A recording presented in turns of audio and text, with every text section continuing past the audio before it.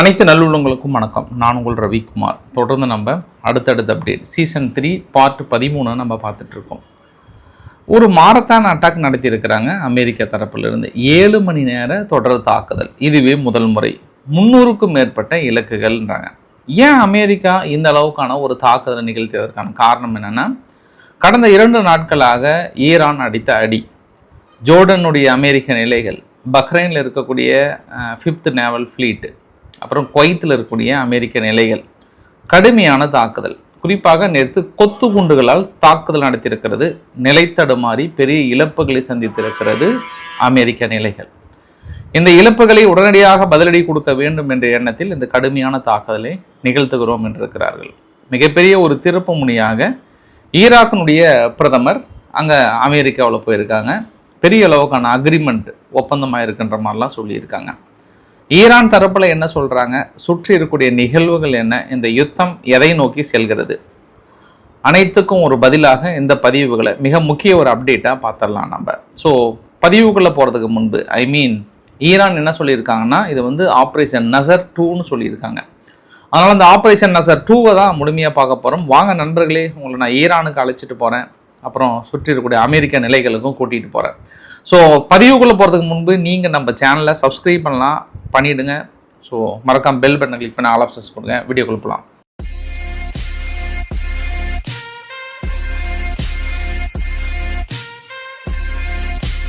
அமெரிக்க நிலைகள் எந்த அளவுக்கு பாதிப்படைந்திருக்கிறது அப்படின்றத நான் காட்ட விரும்புகிறேன். அதற்கு முன்பு நேற்றைய தாக்குதலில் அமெரிக்கா நிலைகள் மீது குறி வைத்தது எங்கெல்லாம் அப்படின்னு பார்த்தோன்னா, ஈரான், பெரும்பாலும் UAE நிலைகள், கத்தார், அதிலும் குறிப்பாக நேற்று பக்ரைன் தான் மிக அதிகமான அளவுக்கு குறி வைத்திருக்காங்க. நேற்று இரவே கொத்து குண்டுகளால் தாக்கல் நடத்தியிருக்காங்க.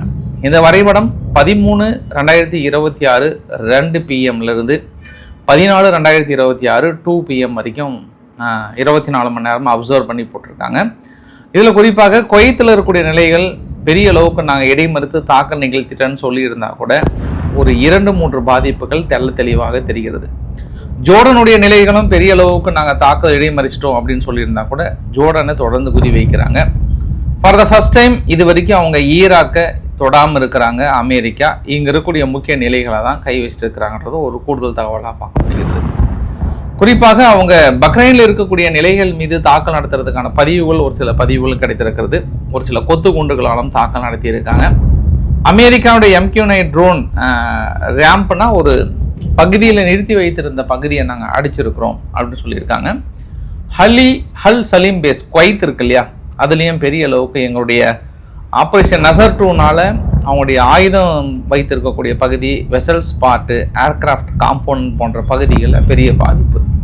குறிப்பாக அல் உதைத் ஏர்பேஸ் கத்தார் இருக்கு இல்லையா, அங்கே இருக்கக்கூடிய வேர் ஹவுஸ் மிக கடுமையாக பாதிக்கப்பட்டிருக்கிற பதிவுகளுமே பார்க்க முடிகிறது. கிட்டத்தட்ட 30க்கும் மேற்பட்ட எக்ஸ்ப்ளோசிவ், அதாவது பக்ரைனில் தனிப்பட்ட முறையில் பெரிய தாக்கல் நிகழ்த்தப்பட்டிருக்கிறதுக்கான பதிவுகள், அதாவது இடைமறிக்கிற பதிவுகளும் தெரிகிறது. பட் ஒரு சில இது நேரடியாக போயிட்டு தாக்குதல்களுக்காகப்படுகிற பதிவுகளும் பார்க்கப்படுகிறது. மிக அதிகமாக சேதாரம் அடைகிறது பக்ரைன் தான். பக்ரைனை தொடர்ந்து குறி வைக்கிறாங்க. நிலை தடுமாறுகிறது அமெரிக்கா, தடுக்க தவறுகிறது அமெரிக்கா, இடைமறிக்க முடியாமல் திணறுகிறது அமெரிக்கா. ஏன்னா பெருசாக எங்ககிட்ட வான் தடுப்பு சாதனங்கள் மிக சிறப்பாக செயல்படுகிறது அப்படின்னு சொல்லியிருந்தா கூட பெருத்த சந்தேகம் இந்த பதிவெல்லாம் பார்க்கும்போது கொஞ்சம் நகி அப்படின்ற மாதிரி தான் தெரியுது. அது சேதாரம் தெரியுது, ஆதாரமும் தெரியுது. அதனால தான் கொத்து குண்டுகளால் அடிச்சிருக்கிறாங்க. ஸோ ஏற்கனவே இஸ்ரேலை இதே மாதிரி தான் நிலை தடுமாற வச்சாங்க ஈரான். இஸ்ரேல் ஒரு கட்டத்துக்கு அவங்களால ஒன்றும் பண்ண முடியாத சூழ்நிலையாக போயிடுச்சு. என்ன காரணம்னா, ஈரான் கொத்து குண்டுகளாக அடிக்க ஆரம்பிச்சிட்டாங்க. அதே ஒரு குண்டுகளை வைத்து இப்போ அமெரிக்க நிலைகளை குறி வைக்கிறாங்க. குறிப்பாக குவைத்தில் நேற்று ஒரு நாள் மட்டுமே 5 cruise missiles, 1 ballistic missiles, 33 drone அனுப்பியிருக்காங்க நேற்று மட்டுமே.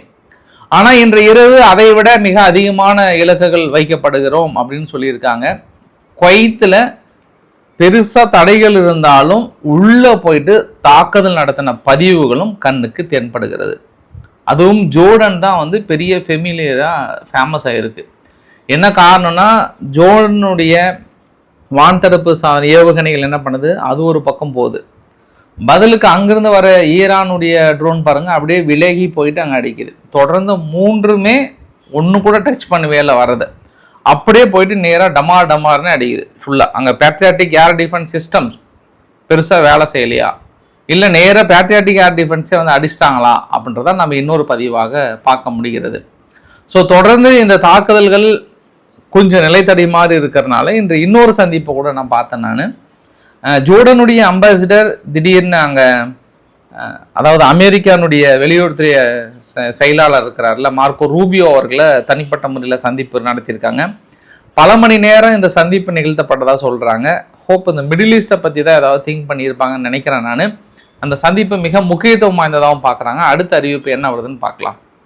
இப்போ இந்த தாக்குதல்லாம் நடந்து முடிஞ்சதுக்கப்புறம் இந்த தடவை என்ன பண்ணாங்க, அமெரிக்கா வந்து கொஞ்சம் லேட்டாக தாக்குதல் எடுத்தாங்க. இதற்கு முன்பு கொஞ்சம் அலெக்சா ஸ்டாப், இதற்கு முன்பு என்ன பண்ணாங்கன்னா கொஞ்சம் இடையிலே எடுத்தாங்க. பட் இப்போ அப்படியே அதிகாலை ஒரு 3 மணி இல்லை ஒரு 2 மணிக்கு ஆரம்பித்து விடிய தாக்கல் நடத்தியிருக்காங்க. அவங்களுடைய நேரப்படி என்ன சொல்லியிருக்காங்கன்னா 7 மணி நேர மாரத்தான் தாக்குதல். இந்த 7 மணி நேர மாரத்தான் தாக்குதலுக்கான மிக முக்கிய காரணம், தொடர்ந்து சர்வதேச சட்டங்களை மீறி பொதுமக்கள் பாதிக்கின்ற வகையில் கப்பல் போக்குவரத்தை தாக்கல் நடத்தி கொண்டிருக்கிறார்கள். தொடர்ந்து 3 கப்பல்கள் தாக்கல் நடத்தி 2க்கும் மேற்பட்ட நபர்கள் இறந்திருக்கிறார்கள். அதற்கு பதில் நடவடிக்கையாகவும் தொடர்ந்து தக்க நடவடிக்கைகள் எடுக்கப்பட்டு வருகிறது அப்படின்னு அமெரிக்க தரப்புல சொல்றாங்க. அதற்கு முன்பு நான் மற்றொரு விளக்கத்தையும் உங்ககிட்ட கொடுக்க விரும்புகிறேன். நான் இது நேற்றைய வரைபடம் பார்த்தீங்க அப்படின்னா, நான் உங்ககிட்ட சொல்லியிருந்தேன், பாகிஸ்தான் பக்கத்துலேருந்து வாங்க, பலுஜிஸ்தான் பகுதியில் ஒரு தாக்கல் நடத்தினாங்க. சிஸ்டான் பலுஜிஸ்தான் பகுதியில் அங்கே சர்வான் அப்படின்ற ஒரு விமான நிலையங்கள் இருக்குது, அது பக்கத்தில் அடிச்சிருக்காங்க அப்படின்னு சொன்னால் அது உறுதியாக நம்ம பார்க்க முடிகிறது. பேந்தரில் அது பேர் பந்தர் அபாஸ் பகுதியில் தாக்கல் நடத்துகிறாங்க. சபகர் போர்ட்டை அடிச்சிருக்காங்க. இதில் வந்து கிஷ் ஐலாண்டுன்னு சொல்லுவாங்க. இந்த கத்தாருக்கு நேராக இருக்கக்கூடிய கிஷ் ஐலாண்டில் ஒரு வாட்டர் பம்பிங் ஸ்டேஷன் இருக்குது. நான் அடுத்த வரைபடத்தை காட்டுறதை முடிஞ்சோடனே அந்த வாட்டர் பம்பிங் ஸ்டேஷன் அடிச்சிருக்காங்க. அப்புறம் அதுக்கு மேலே கொஞ்சம் கொஞ்சமாக இந்த புஷர் அப்படின்ற ஒரு ப்ராவினன்ஸ் இருக்கு இல்லையா, புஷர்ன்ற பகுதி இருக்கு இல்லையா, அந்த இடத்துல அணு நிலைகள் இருக்குது. அணு நிலைகள் பக்கத்துலேயே அடிக்கடி நடத்துகிறாங்க. அதனால் சற்று திக் நிமிடங்களாகவே இருக்குது. அது இல்லாமல் குவைத்து பக்கத்தில் பெருசாக குறி வைத்து தொடர்ந்து தாக்கல் நடத்துகிறாங்க. அஸ்வாஸ் பகுதியை குறி வைத்து நேற்றும் சரி, இன்று வந்து நேற்று நடத்தினதை விட 3 மடங்கு தாக்குதல் நிகழ்த்தினதாக சொல்கிறாங்க. அது குறிப்பாக 3 கப்பல்கள் மீது தாக்கல் நடத்தியதாக சொன்னாங்க இல்லையா, அந்த 3 கப்பல்களோட லொக்கேஷன்ஸ் பார்த்தீங்க அப்படின்னா, ஒன்று துபாய் பக்கத்திலே அடிச்சிருக்கிறாங்க, இன்னொன்று ஓமன் பக்கத்தில் ரொம்ப கிட்டத்தட்ட கடந்து வந்துருச்சு. அது கொஞ்ச நேரம் விட்டுருந்தா அது போயிருக்கும். அங்கே ஓடி போய் இவங்க அடிச்சிருக்கிறாங்க. யார்? ஈரான் தரப்பில் அடிச்சிருக்காங்க. ஈரான் தரப்பில் என்ன சொல்கிறாங்கன்னா, தொடர்ந்து அவங்க ஜிபிஎஸ் ட்ராக்கை வந்து ஆஃப் பண்ணிவிட்டு எங்கள் பேச்சை கேட்காம போனதுனால தான் அப்படின்ற தாக்கல் நடத்துகிறாங்க. அமெரிக்கா என்ன சொல்கிறாங்கன்னா, வாட் எவர் இட் இஸ், நீங்கள் வந்து கப்பல் மீது தாக்கல் நடத்துறதை ஏற்றுக்கொள்ள முடியாது. எங்கள் நிலைகள் அடிங்க, மற்றதை அடிங்க, நாங்கள் பதில் தாக்கல் நடத்துகிறோம். ஆனால் அதில் பெருளவுக்கு செயலர்ஸ் வந்து மாலுமிகள் அதில் பயணம் செய்கிறாங்க, பாதிக்கப்படுறாங்க, சர்வதேச பொருளாதாரத்தை சார்ந்து இருக்கிறது, நீங்கள் அதன் மீது தாக்கல் நடத்தலாமா அப்படின்ற கோணத்தில் நாங்கள் அடிக்கிறோம். நீங்கள் கப்பல் மீது தாக்கல் நடத்துறதை நாங்கள் ஏற்றுக்கொள்ளவே முடியாது, அது தொடர்ந்து ஓப்பனில் தான் இருக்கும் அப்படின்றாங்க. உடனே நம்மளுக்கு லைட்டாக செக் பண்ணோம், என்னப்பா அமெரிக்கா சொல்கிறது ரைட்டா, ஈரான் சொல்கிறது ரைட்டானா. நிறைய கப்பல்கள் முன்பு வந்து முழுமையாக தடை விதிச்சிருந்தா கூட இப்போ ஒரு சில கப்பல்கள் பயணம் பண்ணுகிறது. நிறைய கப்பல் வந்து திடீர்னு தனது ஜிபிஎஸ் ட்ராக்கை ஆஃப் பண்ணிடுறாங்க. ஆஃப் பண்ணிவிட்டு திடீர்னு ஆன் பண்ணுறாங்க, கொஞ்சம் பார்த்து கண்டுபிடிச்சிக்கிறாங்க, திடீர்னு ஆஃப் பண்ணுறாங்க. ஜிபிஎஸ் ட்ராக்கெல்லாம் ஆன் பண்ணாதான் கொஞ்சம் அவங்களும் ஈரானை ஈஸியாக கண்டுபிடிக்க முடியும் கப்பல் போதா இல்லை. நிறைய ஆஃப் பண்ணுறாங்க. கொஞ்சம் அமெரிக்கா துணையோடு ஒரு சில கப்பல்கள் போகிற மாதிரி தான் தெரியுது. சரி, இப்போ தாக்குதல்கள் அப்படின்னு பார்க்கும்போது மறுபடியும் அந்த சிஸ்டான் பலுஜிஸ்தான் பகுதியில் பெரிய ஒரு ஹிட் அடித்ததை பார்க்க முடிகிறது. மிகப்பெரிய ஒரு தாக்குதலாக நடந்தது. அதே போல் புஷீர் நிலையங்கள், செபகர் போர்ட் இருக்கு இல்லையா, அந்த இடத்துல இப்போ அதிகாலை ஒரு 6 மணிக்கு எடுத்த பதிவாகவும் பார்க்க முடிகிறது. அப்புறம் வந்து ஸ்ரிக் அப்படின்ற ஒரு ஐலாண்டு, இந்த பகுதியிலும் நான் பக்கத்தில் போடுற அந்த இது எல்லாமே அதிகாலையில் கிடைத்த பதிவுகள், கிட்டத்தட்ட சேதாரங்கள் ப்ளஸ் ஆதாரங்கள். அந்த அதிகாலையில் நடந்த அந்த வெடிச்சு சிதற பதிவுகளும் பார்க்குறது இன்னும் உங்களுக்கு டீட்டெயிலாக உங்களுக்கு அடுத்த பதிவில் உங்களுக்கு சொல்கிறேன் நான். ஸோ அந்த 7 மணி நேர தாக்குதலில் அவங்களும் ஒரு சில வீடியோ பதிவுகளை வெளியிட்டிருக்காங்க. அமெரிக்க தரப்புலையுமே வந்து 130 இலக்குகளை குறிவைத்து அடித்திருக்கும். மிக முக்கிய இலக்குகள். அவங்க மறுபடியும் ஸ்ட்ரெயிட் ஆஃப் ஹார்முஸும் அவங்க கண்ட்ரோலுக்கு போக முடியாத அளவுக்கு எங்கெல்லாம் அவங்க பலம்னு நினைக்கிறாங்களோ அந்த பலமான பகுதியை நாங்கள் அடித்திருக்கிறோம். இது வரைக்கும் அமெரிக்க தாக்குதலை நம்ம உற்று நோக்கினோம் என்றால் அந்த ஸ்ட்ரெயிட் ஆஃப் ஹார்முஸை அவங்க கற்றுக்குள்ள கொண்டு வரக்கூடாது என்ற இலக்கை மட்டுமே மையப்படுத்தி தாக்கல் நிகழ்த்தி கொண்டிருக்கிறார்கள்.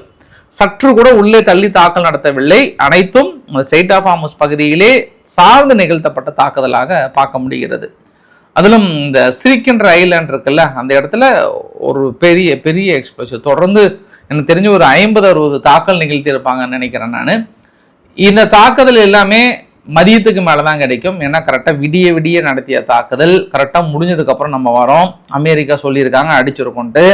ஒரு சில ஆதாரங்கள் கிடைத்திருக்கிறது. பட் முழுமையான சேதாரங்களும் ஆதாரங்களும் கிடைச்சாதான் நம்ம அடுத்த பதிவில் போட முடியும். பட் நம்ம என்ன புரிஞ்சுக்கிடணும் அப்படின்னா 2 தரப்புலையும் மாறி மாறி மிகப்பெரிய ஒரு தாக்குதலை, கடுமையான தாக்குதலை நிகழ்த்தியிருக்காங்கன்றது தெரியுது.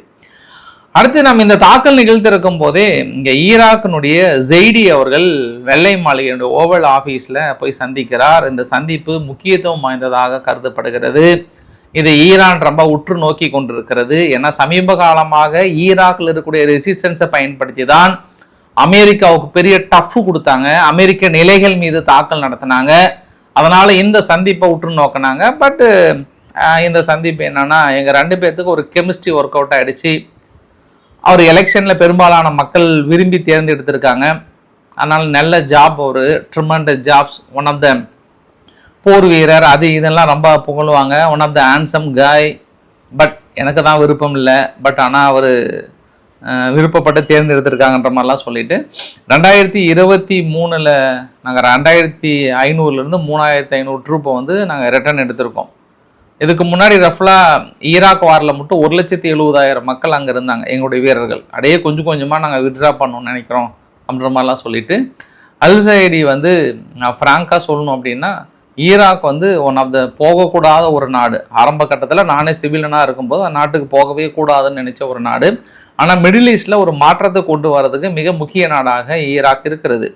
அது இல்லாமல் ஈரான் வந்து புல்டு, அதாவது மிடில் ஈஸ்டே வந்து ஒரு மாதிரி புல் பண்ணி நிறைய தீவிரவாத குழுக்களை வளர்த்தி வைத்திருக்காங்க. அது எல்லாத்தையும் ஒழிக்க வேண்டிய தருணம், அது கைகோக்க வேண்டிய ஒரு தருணம் அப்படின்ற மாதிரிலாம் வந்து நிறைய விஷயங்களை சொல்லியிருக்காங்க. இந்த கிரேட் ஃபேன் ஆஃப் அமெரிக்கானா அவரும் நான் வந்து ஒரு கிரேட் ஃபேன் ஆஃப் அமெரிக்காவோடைய ஃபேனாக இருக்கேன். ட்ரம்ப்போட பயணம் பண்ணுறதுல வந்து நான் விருப்பப்படுறேன் அப்படின்லாம் நிறைய விஷயங்கள் வந்து சொல்லியிருக்காங்க. இதில் மிக முக்கியமான விஷயம் என்ன அப்படின்னா, அவர் பேசும்போது ஜெய்டி அவர்கள், சார் நீங்கள் செப்டம்பர் 30 நீங்கள் காலி பண்ணுறேன்னு சொன்னீங்கல்ல உங்கள் நிலைகளை, அதை நீங்கள் எப்போ காலி பண்ண போகிறீங்க அப்படின்றது கேட்குறதுக்காகவும் வந்தன்ற மாதிரி சொன்னாங்க. அதுக்கப்புறம் அதுக்கான பதில்கள் வந்து பீட்டர் எக்ஸத் அவர்களே நீங்கள் சந்திங்க அப்படின்னு சொன்னாங்க. அந்த சந்திப்பை பற்றி நம்ம பேச போகிறோம். அதற்கு முன்பு ஸ்ட்ரெயிட் ஆஃப் ஹார்முஸ் வந்து நாங்கள் அதாவது டோல் வசூல் பண்ணல. அதற்கு பதில் நாங்கள் இவங்க வந்து எங்களுக்கு இன்வெஸ்ட் பண்ணுறேன்னு சொல்லியிருக்காங்க. அதனால் எங்கள் பிளானை நாங்கள் மாற்றிருக்கோம். அதே சமயத்தில் இன்னும் ஒரு 2-3 வருடங்களில் முழுமையாக ஸ்ட்ரெயிட் ஆஃப் ஹார்முஸை அவாய்ட் பண்ணுற வழிகளும் பார்த்துட்டோம். ஃபுல்லாக பைப்லைன் வழியாக கொண்டு போகலாம். அந்த பைப்லைன் வழியில் கொண்டு போகிறதுக்கு ஈராக் வந்து ஒரு வெல்த்தியஸ்ட் நாடு, ஒரு பொட்டன்ஷியல் நாடு. அந்த பொட்டன்ஷியல் நாடுகிட்ட முழுமையாக ஆயில் ஒப்பந்தம் ஏற்படுத்துவதில் அமெரிக்கா விரும்பப்படுகிறது. அமெரிக்காவுடைய முழு ஒப்பந்தமும் இனி ஈராக்கிடம் இருக்க போகிறது. ஈராக்கில் இருக்கக்கூடிய முழு எண்ணெய் வளமும் இனி அமெரிக்கா வாசம். என்னப்பா சொல்கிறேன்? சரிங்க ஐயா, சரி உடனே முடிச்சு விடலாம் அப்படின்னு அவரு உடனே சரி ஓகே சொல்ல உடனே கிட்டத்தட்ட ஒரு பிக் அனௌன்ஸ்மெண்ட் வந்து கொடுத்துட்டாங்க. அது இல்லாமல் இன்னொன்று என்ன சொல்கிறாருன்னா, நாளைக்கு வந்து one of the big announcement இந்த தேசத்துக்கு கொடுக்க போகிறேன். நாட் ஒன்லி அமெரிக்கா, இந்த உலகத்துக்கே மிகப்பெரிய ஒரு அனௌன்ஸ்மெண்ட் வந்து கொடுக்க போகிறேன். இது மிக முக்கிய அறிவிப்பாக இருக்க போகிறது. ஈரானுக்கு நான் மறுபடியும் வார்ன் பண்ணுறேன். இன்றைக்கும் அடிப்போம், நாளைக்கும் அடிப்போம். Hit very hard, very very hard. தொடர்ந்து நாங்கள் அடிச்சுட்டே இருப்போம். பொன்னான வாய்ப்பை இழந்து விட்டது ஈரான். மறுபடியும் நான் சொல்கிறேன், எப்போனாலும் நாங்கள் ஒப்பந்தத்துக்கு தயாராக இருக்கிறோம். இறங்கி வந்தாங்கன்னா ஒப்பந்தத்துக்கு இப்போ கூட இந்த நொடி கூட நாங்கள் தயாராக இருக்கிறோம். ஆனால் அவங்க எல்லாமே இழந்துட்டு இருக்காங்க. கார்க் ஐலாண்டை தாக்கல் நடத்துவதற்கான எண்ணம் இல்லை. ஏன்னா தொடர்ந்து விலையேற்றம் இருந்து கொண்டே இருக்கின்ற வேளையிலே கார்க் தீவு மீது தாக்கல் நடத்தும் பட்சத்தில் அது பெரிய அளவுக்கு சுமைகளை ஏற்படுத்தும், பொருளாதார சந்தையை நிலைக்குலைய வைக்கும். அதனால கார்க் தீவு என்பது ஒரு ஒட்டுமொத்த ஒரு 25 யார்டு இருக்கு. 25 யார்டுன்னா க்ரூட் ஆயில் எல்லாமே, ரிஃபைன் பண்ணுற ஆயில் எல்லாமே அந்த இடத்துல பெரிய ஒரு ஈரானுடைய வளமே அங்கே தான் இருக்குது. ஆனால் அடிச்சோன்னா இன்னைக்கு அது ஈஸியாக இருக்கும், பட் நாளைக்கு அது எங்களுக்கும் கூட பாதிப்பாக இருக்கும். விலையேற்றத்தை கட்டுப்படுத்துவது எங்களோட நோக்கம். அதனால் நாங்கள் தாக்கல் நடத்தவில்லை. அதே வேளையில் இன்னும் ஒரு வாரத்தில் அவங்க ஒப்பந்தத்துக்கு வரவில்லை என்றால் அவங்க பாலங்கள் தகர்க்கப்படும், மின்சார நிலைகள் தகர்க்கப்படும், ஒட்டுமொத்தமாக தேசத்தையே முக்கிய நிலைகளை அடித்து ஒழிக்கப்படும். இது அந்த மக்களுக்கான இறுதி எச்சரிக்கையாக. இதுக்கு முன்பு நான் சொன்னேன், பட் லுனாட்டிக் பீப்புள்ன்ற வார்த்தையை அடிக்கடி பயன்படுத்துகிறாரு. தொடர்ந்து பொய்களை மட்டுமே அள்ளி வீசுகின்றனர். ஒப்பந்தத்தை கண்டு கொள்ளவில்லை, போடுறேன்னு சொல்லிட்டு இழுக்கடிக்கிறாங்க. இதெல்லாம் எங்களுக்கு கொஞ்சம் கூட பிடிக்கல. அதனால் வருகின்ற வாரங்களில் கடுமையான தாக்கல் நிகழ்த்த போகிறோன்றாங்க. சரி, இப்போ அந்த ஜெய்டி அவர்கள் பீட்டர் எக்ஸத் அவர்கிட்ட என்ன பேசினார்? பீட்டர் எக்ஸத் அவர்கள் என்ன சொன்னார்னா, இங்கே பாருப்பா, மொத்தம் ஒரு 600க்கும் மேற்பட்ட தாக்குதல்கள் நாங்கள் கடந்த வருஷம் மட்டும் நடத்தியிருக்காங்க. யார் அப்படின்னா, அங்கே இருக்கக்கூடிய ப்ராக்சி குரூப்ஸ், அங்கே இருக்கக்கூடிய DISIS குரூப், இன்னும் குர்திஸ் ரீஜனுடைய security forces, Iraq security forces, அங்கே ஒரு 24 குரூப்ஸுக்கு மேலே ஈரான் ஆதரவு பெற்ற குழுக்கள் இருக்குது. அவங்கள எல்லாத்தையும் நீங்கள் முடிச்சுட்டு ஆயுதங்கள் போட வைங்க. உங்களுக்கு என்ன ஹெல்ப் வேணும், என்ன ஆயுதங்கள் வேணும்னு சொல்லுங்கள், நாங்கள் முழு உதவி செய்கிறோம். எங்களுக்கு தேவை ஈராக்கில் ஒரு பரிபூர்ண ஒரு அமைதி, சாந்த ஸ்வரூபம். அப்படியே ஒரு குண்டூசி விழுந்தாலும் அமைதியான ஒரு நிலைமை. ஆஹா, நம்ம ஈராக்கில் போய் வாழ்ந்து விடுவோமா என்ற எண்ணம் மனதிற்குள் உருவாக வேண்டும். அதற்கு என்ன, அங்கே இருக்கக்கூடிய குழுக்களை அழிக்க வேண்டும். ஈரான் ஆதரவு பெற்ற குழுக்களை அழித்தால் ஈராக்கில் அனைத்து இன்வெஸ்ட்மெண்ட்டும் பண்ண தயாராக இருக்கும், தடைகளை நீக்க தயாராக இருக்கும். உனக்கு என்ன வேண்டும் பாக்கெட்டில் வாங்கிட்டு போயிட்டே இரு, ஆஃபர் அள்ளி வீசுகிறோம். சிரியாவை பார்த்தீங்களா, எல்லா தடைகளையும் நீக்கிறோம், இன்வெஸ்ட்மெண்ட் பண்ணுறோம், அவரும் ஒத்துக்கிறாரு, அக்ரிமெண்ட்டை போட்டிருக்கோம். சிரியா வளமான நாட்டை நோக்கி நகர்ந்து கொண்டிருக்கிறது. அதே தான் ஈராக் உங்கள் நாட்டில் இருக்கக்கூடிய ஒட்டுமொத்த குரூப்பையும் ஒழிச்சிடுங்க. எங்களுக்கு ஈராக்கில் இருக்கக்கூடிய குர்திஸ்தானை கூட அடிச்சிடுங்க, ஏன்னா அவங்க எங்கள் பேச்சு கேட்கலன்ட்டாங்க. இவங்க என்ன எதிர்பார்த்தாங்கன்னா, அங்கே இருக்கக்கூடிய குர்திஸ்தான் ஈரானுக்குள்ள நுழைஞ்சு தாக்கல் நடத்தி ஒரு பகுதியை பிடிச்சிக்கோங்க அப்படின்றாங்க அமெரிக்கா. சிரியாவில் இருந்தாங்க குர்திஸ் ரீஜியன், பெரிய அளவுக்கு உதவி பண்ணாங்க அமெரிக்கா. இல்லை உங்களுக்கு நல்ல நிலைகளை கொடுக்குறேன்னு அங்கேருந்து கிளம்ப வச்சாங்க, வலுக்கட்டாயமாக துரத்துனாங்க. துரத்துனதுக்கு அப்புறம் ஈராக்கில் வந்து இருக்காங்க. ஈராக்கில் வந்து இருக்கும்போது அவங்க கிட்ட ஆயுதங்களை கொடுத்து நீங்கள் போங்கப்பா, ஈரானுக்குள்ள நுழைஞ்சு ஒரு பகுதியை பிடிச்சி நீங்கள் இருங்க, நான் உங்களுக்கு கொடுத்துறோன்னு அமெரிக்கா பேசினது. ஆனால் அவங்க என்ன பண்ணிட்டாங்க, ஐயா எங்களை ரொம்ப அடிச்சிருவாங்க போலன்ட்டு வாங்கின ஆயுதங்களை வாங்கி வச்சுட்டு உள்ளே நுழையில. இப்போ அமெரிக்கா என்ன பண்ணுறாங்க, ஈராக்கு கிட்ட சொல்லி வலுக்கட்டாயமா அங்கே இருக்கக்கூடிய குர்திஸ் ரீஜனை அனுப்புங்கன்றாங்க. இப்போ வேற வழியே இல்லாமல் அங்கே இருக்கக்கூடிய குர்திஸ் நிலைகள் ஈரானுக்குள்ள நுழைஞ்சுதான் ஆகணும். அவங்க இப்போ அடிச்சேதான் இல்லை, அவங்க டூஆர் டை இது கான்செப்ட் தான். எங்கிருந்து எங்கே துரத்துறாங்க பாருங்க. அமெரிக்கா பேச்சை கேட்டிருந்தாங்கன்னா உங்களுக்கு நாங்கள் நல்ல லைஃப் ஏற்படுத்தி கொடுப்போம், நீங்கள் எங்கள் மனசில் இருக்கீங்க, இனி வச்சு செய்ய போகிறோன்றாங்க. இதை வந்து நிவர்த்தி பண்ணுறாங்க. அதாவது அகமது அல் சஹாரா அவர்களை வைத்து என்ன காரியத்தை சாதித்தார்களோ அதே அளவுக்கு சாதித்து இனி என்ன நடக்க போகுதுன்னு பார்க்கலாம். அதே சமயத்தில் அவ்வளோ சீக்கிரம் அந்த ப்ராக்சி குரூப்ஸை ஒழிக்க முடியுமான்னு தெரியல. அவங்க கிட்ட குரூஸ் மிசைல்ஸ்லேருந்து அரசாங்கத்துக்கிட்ட இருக்கிற ஆயுதங்களோட மிக அதிகமாக இருக்குது.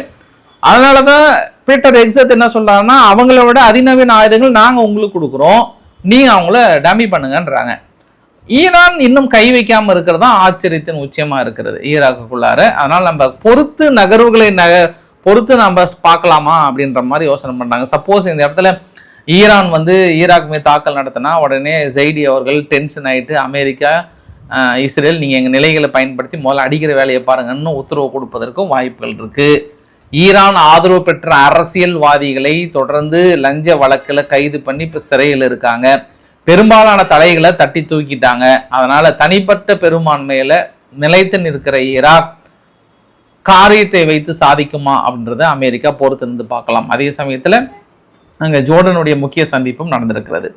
இப்போ ஈரானுடைய spoke person military spoke person என்ன சொல்லிட்டாருன்னா, இனி எந்த காலத்துலையும் நாங்கள் காம்ப்ரமைஸும் கிடையாது, அவர் என்னன்னாலும் பேசட்டும் பார்க்கலாம். அவங்க அடித்தாங்கன்னா எங்கள் பங்காளிங்கெல்லாம் இருக்காங்கல்ல, அவங்க நிலைகளை பயன்படுத்தி தானே அடிக்கிறாங்க, நாங்கள் அங்கே அடிச்சே தீருவோன்றாங்க. தொடர்ந்து அந்த பெர்ஷியா கல்ஃப் பகுதியில் கஷம் ஐலாண்டில் ஒரு சில கப்பல்கள் மூழ்கி இருக்கிறது நல்லாவே தெரியுது. பக்ரைனில் ஒரு 3 நபர்கள் IRGCக்காக உளவு வேலை பார்த்ததுக்காக அவங்களுக்கு வாழ்நாள் சிறை தண்டனை ப்ளஸ் தூக்கு தண்டனையை கொடுத்துருக்குறாங்க. அதாவது லைஃப் சென்டென்ஸ் பிரிசன்ஸ், அதாவது வாழ்நாள் சிறை தண்டனை கொடுத்துருக்காங்க. ஹவுதிகள் மறுபடியும் சவுதிக்கு சவால் விட்டுருக்காங்க. சனா விமான நிலையத்திலிருந்து ஈரானுக்கு கிளம்பி இருக்கிறது ஒரு பயணிகள் விமானம். இஃப் யூ டேர், மறுபடியும் நீ தொட்ட அப்படின்னா நீ கெட்ட அப்படின்ட்டாங்க. சரி, தைரியமான ஆளாக இருந்தால் மறுபடியும் அடிச்சுப்பாரு, பிரித்து மேறுன்றாங்க. நீ சவுதி முடிவெடுக்க வேண்டியதுதான். ஏன்னா விமான நிலையங்கள் இன்றும் சனாவில் இருந்து கிளம்பி இருக்கிறது என்றும் ஒரு கூடுதல் தகவல். அமெரிக்காவோட ட்ரெஸரி என்ன சொல்லியிருக்கிறாருன்னா 130 மில்லியனுக்கு மேலே அமெரிக்க டாலர் கிரிப்டோ கரன்சி மூலயமாக இல்லீகல் ஆக்டிவிட்டீஸில் ஈடுபட்டிருக்கிறது. ஈரான் அந்த இல்லீகல் ஆக்டிவிட்டீஸை கண்டுபிடிச்சிருக்கோம். இனி நாங்கள் அந்த முழுமையான ஃபண்டை முடக்க போகிறோம். ஈரான் சென்ட்ரல் பேங்கை முடுக்குகிறோம், அதாவது முழுமையாக பேன் பண்ணுறோம். பொருளாதார தடையின் கீழே அந்த 130 மில்லியனும் நாங்கள் எங்கள் கட்டுக்குள்ளே கொண்டு வரோன்றாங்க. இந்த வீடியோ நிறைவு பகுதியில் நெதன்யாகு அவர்களுக்கு பர்சனலாக எப்போ நாங்கள் உங்களுக்கு சதன் லெபனான் பகுதியை பார்த்துக்கிறோம், சிரியாவுடைய எல்லை பகுதியும் பார்த்துக்கிறோம், கொஞ்சம் அங்கேருந்து கிளம்பி வந்துட்டிங்கன்னா பிரச்சனை இல்லாமல் இருக்கும், கொஞ்சம் பார்த்து சொல்லுங்கன்னு கேட்டிருக்காங்க. இஸ்ரேல் இருந்தாலும் எங்களுக்கு ஆயுதங்களை போட்டானா நாங்கள் கிளம்பி வரோன்றாங்க. உனக்காக தான்ப்பா பேசிகிட்டு இருக்கோம், தொடர்ந்து அங்கே லெபனானுடைய அவுன் அவர்கள்கிட்ட ஆல்மோஸ்ட் கிட்டத்தட்ட ஓகே ஆகிடுச்சு, நீ கிளம்பி வந்தனா பிரச்சனையே இல்லாமல் முடிச்சுக்கலான்ற. ஒருவேளை நாளைக்கு எப்படி முடியும்னா இஸ்ரேல் கிட்டத்தட்ட சதன் லெபனான்லேருந்து கிளம்பி வர மாதிரி சூழ்நிலையாக இருந்தால் ஈரான் என்ன சொல்கிற வந்துட்டாங்க டீல் போட்டுக்கலாமான்னு திடீர்னு அறிவிப்பு வந்தாலும் கொடுப்பாங்க. பட் இப்போதைக்கு இல்லை, தைரியமாக குரூடாயில் வாங்குங்க, விலை கண்டிப்பாக ஏறதான் செய்யும். ஆனால் ரொம்ப உற்று நோக்கிட்டே இருங்க, திடீர்னு ஒரு இடத்துல பாயிண்டில் அடிக்கும், டக்குன்னு வெளியேறுங்க, அதுவும் ரொம்ப முக்கியம். அதாவது இந்த முதலீடு பண்ணுறவங்ககிட்ட நான் சொல்கிறேன், நான் இப்போதைக்கு கோல்டு விலை கண்டிப்பாக குறைய தான் செய்யும் என்பதும் ஒரு கூடுதல் தகவல். நான் நிறைய தகவல் நான் தொடர்ந்து பேசணும்னு நினச்சேன். நான் எல்லாமே ரவிக்குமார் ஆர்கே சேனலில் சொல்கிறேன். ஒன்றோட சொல்லி நான் விடைபெறுகிறேன். குறிப்பாக நமக்கும் சீனாவுக்கும் கூடிய ரிலேஷன்ஷிப், நிறைய பேர் சீனாவை எதிரியாக பார்க்குறாங்க. சீனா இந்தியாவுக்கு ஆஹா ஓஹோன்னு பேசியே பழகினவங்களுக்கு ஒன்று தான், நடப்பாண்டு முதல் பாதியில் ஜனவரி 1, 2026 1/6/2026 வரைக்கும் இந்தியா சீனாவிடையே கடந்த ஆண்டை விட 23.6% வர்த்தகம் அதிகமாக வாங்கியிருக்கிறோம். 91.72 பில்லியன் எட்டி புதிய உச்சம். அதே போல் இந்தியா சீனாவுக்கு ஏற்றுமதி பண்ணுறது 12.31 பில்லியன் இருக்குது. இது முன்பு இருந்ததை விட 37.2% அதிகம்ன்றாங்க. அப்போ அவங்கள விட நம்ம அதிகமாக சீனாவுக்கு ஏற்றுமதி பண்ணுறோம். ஆனால் குறைவு தான், 12.31 பில்லியன், அவங்க 91ன்றது கம்பேரிட்டிவ் பண்ணும்போது குறைவு தான். ஆனால் முன்பு இருந்ததை விட 37% அதிகம் பண்ணியிருக்கிறோம் அப்படின்றது கூடுதல் தகவல். ஸோ நமக்கும் சீனாவுக்கான ரிலேஷன்ஷிப் நாளுக்கு நாள் அதிகமாகிட்டு இருக்கு. அவங்க திடீர்னு சீனா ஏதாவது நிறுத்திட்டாங்கன்னா பெரிய இஷ்யூவாக இருக்கும்ல, அதையும் நம்ம கருத்தில் கொள்ள வேண்டிய விஷயமாக பார்க்கலாம் நம்ம. ஸோ பிடிச்சிருந்தா லைக் பண்ணுங்கள், ஃப்ரெண்ட்ஸுக்கு ஷேர் பண்ணுங்கள், சப்ஸ்கிரைப் பண்ணுங்கள். ரவிக்குமார் சோம்புச்சல். நன்றி, வணக்கம்.